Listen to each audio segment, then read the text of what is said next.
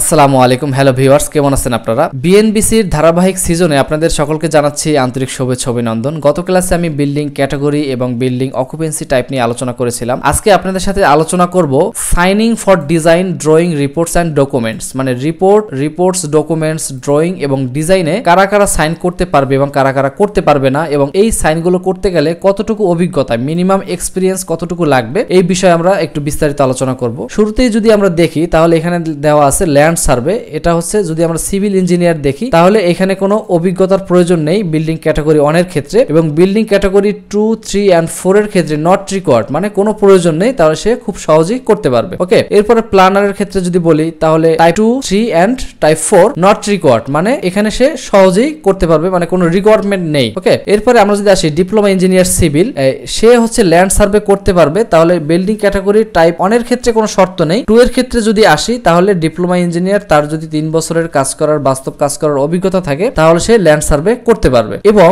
Building category 3 and 4 এর ক্ষেত্রেও same একই, 3 বছর করে তার অভিজ্ঞতা লাগবে। তার মানে 3 বছরের একজন ডিপ্লোমা ইঞ্জিনিয়ার যদি অভিজ্ঞতা থাকে তাহলে বিল্ডিং ক্যাটাগরি 2, 3 এন্ড 4 এ সে সহজেই ল্যান্ড সার্ভে করতে পারবে। এরপরে সার্টিফাইড সার্ভেয়ার, সেম একই ক্যাটাগরি 2, 3 এন্ড 4 এর ক্ষেত্রে 3 বছরের মতো অভিজ্ঞতা, মানে 3 বছর অভিজ্ঞতা তার প্রয়োজন হবে। আর 1 এর ক্ষেত্রে কোনো শর্ত নেই। এখানে যদি আমরা দেখি দ্বিতীয়টা soil investigation report, geological engineer having experience in soil investigation and soil test report analysis, তাহলে তার কোনো এখানে অভিজ্ঞতার দরকার নেই এবং নট রিকোয়ার্ড, মানে কোনো প্রয়োজন নেই এটা। ওকে, এরপরে যদি আসি civil engineer experienced in soil investigation, যদি সিভিল ইঞ্জিনিয়ার হয়ে থাকে তাহলে তার এখানে প্রথম ক্যাটাগরির ক্ষেত্রে টাইপ 1 এর ক্ষেত্রে কোনো রিকোয়ারমেন্ট নেই।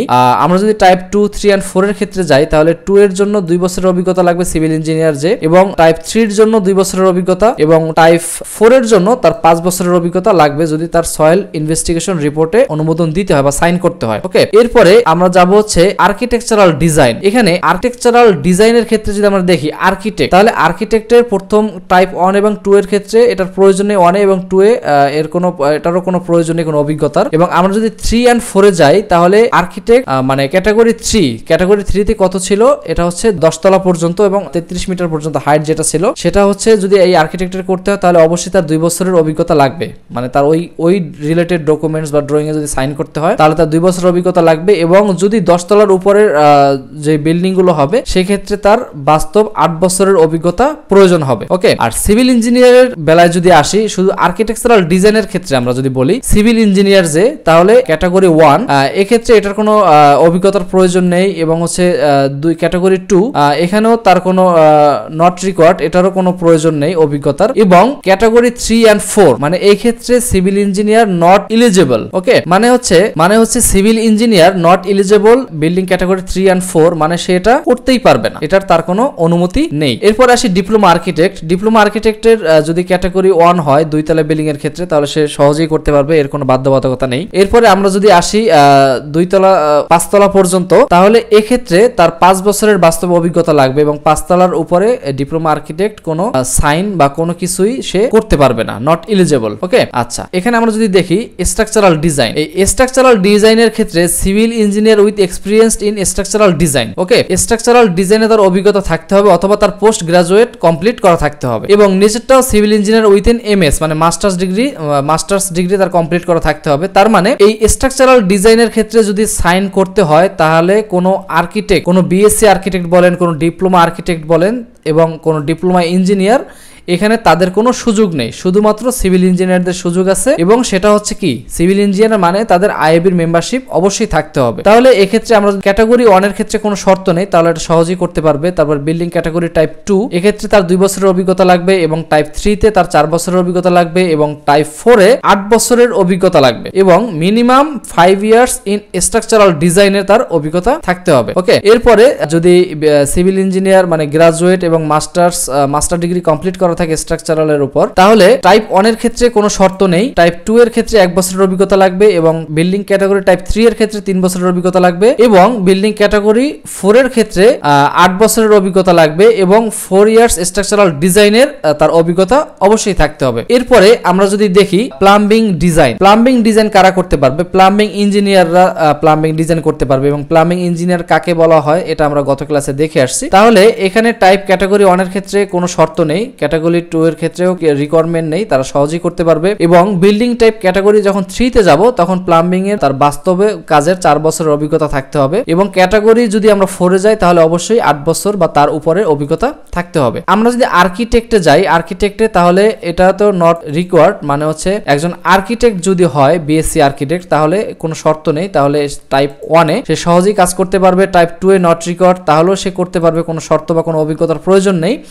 এবং টাইপ 3 তে যদি যাই তাহলে সে নট এলিজেবল, মানে সে টাইপ 4 এ 10 তলা বিল্ডিং বা তার উপরে সে কোনো কাজ করতে পারবে না। ওকে, এরপরে ডিপ্লোমা ইঞ্জিনিয়ার সিভিলে যদি যাই, যারা সিভিল ডিপ্লোমা ইঞ্জিনিয়ার, তাহলে তারা প্রথম ক্যাটাগরির ক্ষেত্রে কোনো শর্ত নেই। টাইপ 2 এর ক্ষেত্রে বাস্তব 3 বছরের অভিজ্ঞতা লাগবে এবং টাইপ 3 এবং টাইপ 2 এর ক্ষেত্রে বাস্তব 3 বছরের অভিজ্ঞতা লাগবে এবং টাইপ 3 ক্যাটাগরি টাইপ 3 এবং ক্যাটাগরি টাইপ 4 এর ক্ষেত্রে নট এলিজেবল, মানে কোনো অনুমতি নাই। ওকে, এরপরে মেকানিক্যালের ক্ষেত্রে আমরা যদি এই যে এইচবিএস এর কাজ হয়ে থাকে, হ্যাঁ, এক্ষেত্রে মেকানিক্যাল ইঞ্জিনিয়ার টাইপ 1 এর ক্ষেত্রে কোনো শর্ত নেই, সহজেই করতে পারবে। ক্যাটাগরি টাইপ 2 এর ক্ষেত্রে 2 বছরের অভিজ্ঞতা লাগবে, টাইপ 3 এর ক্ষেত্রে 4 বছর এবং টাইপ 4 এর ক্ষেত্রে 8 বছরের বাস্তব অভিজ্ঞতা তার প্রয়োজন হবে। এরপরে ইলেকট্রিক্যাল ডিজাইনের ক্ষেত্রে যদি আমরা আসি, এক্ষেত্রে ইলেকট্রিক্যাল ইঞ্জিনিয়ার প্রথম ক্যাটাগরি 1 এর ক্ষেত্রে কোনো প্রয়োজন নেই অভিজ্ঞতার। তারপরে যদি আমরা যাই টাইপ 2 এ, টাইপ 2 এ তার 2 বছরের বাস্তব অভিজ্ঞতা লাগবে এবং টাইপ 3 তে 4 বছরের অভিজ্ঞতা লাগবে এবং 4 এ 8 বছর বা তার উপরে অভিজ্ঞতা লাগবে। যদি ডিপ্লোমা ইঞ্জিনিয়ার ইলেকট্রিক্যালের ক্ষেত্রে আসি তাহলে প্রথম ক্যাটাগরিতে কোনো বাধা নেই, তাহলে সে প্রথম ক্যাটাগরিতে সে সাইন করতে পারবে ডিপ্লোমা ইঞ্জিনিয়ার। ওকে, ডিপ্লোমা ইঞ্জিনিয়ার এখানে ইলেকট্রিক্যালে সাইন করতে পারবে। যদি ক্যাটাগরি 2 হয়, 5 তলা পর্যন্ত হয়, তাহলে 3 বছরের তার অভিজ্ঞতা লাগে, কিন্তু 5 তলার উপরে গেলে তার আর কোনো নট এলিজেবল, মানে সে অনুমতি পাবে না।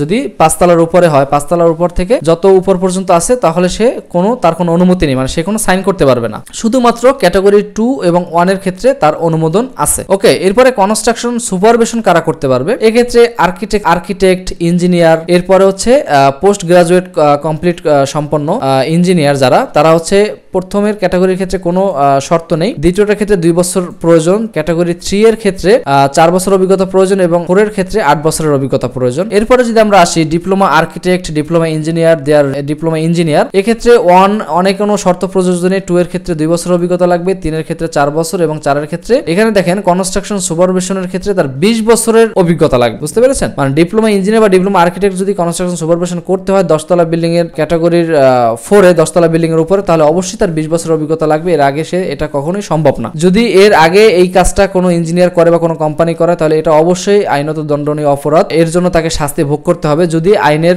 আওতায় তাকে আনা হয় বা আইনের চোখে পড়ে। ওকে, আচ্ছা, এরপরে হচ্ছে বিল্ডিং ডেমোলিশন, মানে হচ্ছে বিল্ডিং ধ্বংস বা ভাঙার ক্ষেত্রে কারা এটা করতে পারবে? এটা হচ্ছে সিভিল ইঞ্জিনিয়ার। এক্ষেত্রে কোনো অভিজ্ঞতা দরকার নেই। টাইপ 1 এর ক্ষেত্রে, টাইপ 2 এর ক্ষেত্রে নট রিকোয়ার্ড, প্রয়োজনে তারা করতে পারবে এবং টাইপ 3 এর ক্ষেত্রে 2 বছরের অভিজ্ঞতা লাগবে এবং টাইপ 4 এর ক্ষেত্রে 8 বছরের অভিজ্ঞতা লাগবে। এরপরে আমরা যদি আসি ডিপ্লোমা ইঞ্জিনিয়ার সিভিল, প্রথম ক্যাটাগরিতে কোনো রিকোয়ারমেন্ট নেই, দ্বিতীয়টাতে 2 বছরের, আর তৃতীয় মানে 3 নম্বর এবং 4 নম্বরের ক্ষেত্রে নট এলিজেবল, মানে তার কোনো অনুমতি নেই। এরপরে আসবো হচ্ছে কমপ্লিটেশন রিপোর্টের ক্ষেত্রে যদি আমরা আসি, আর্কিটেক্ট ইঞ্জিনিয়ার, এক্ষেত্রে ডিপ্লোমার কোনো সুযোগ নেই, এখানে শুধুমাত্র আর্কিটেক্ট অথবা ইঞ্জিনিয়ার। তাহলে এখানে আমরা প্রথম ক্যাটাগরিতে কোনো বাধা নেই, দ্বিতীয়তে 2 বছরের অভিজ্ঞতা লাগবে, তৃতীয়তে হচ্ছে 4 বছরের এবং চতুর্থ হচ্ছে 8 বছরের অভিজ্ঞতা লাগবে। তাহলে এই হলো মোটামুটি আমাদের কারা সাইন করতে পারবে, কারা কনস্ট্রাকশন সুপারভিশন করতে পারবে, কারা প্লাম্বিং এর কাজ করতে পারবে, এই কাজগুলোর কারা সাইন দিতে পারবে, এইখানে সম্পূর্ণ ডিটেলস বিস্তারিত আমরা জানতে পারলাম। আশা করি আপনারা বুঝতে পেরেছেন। তাহলে আজকের মতো এ পর্যন্ত, ভালো থাকবেন। আসসালামু আলাইকুম রহমতুল্লাহ।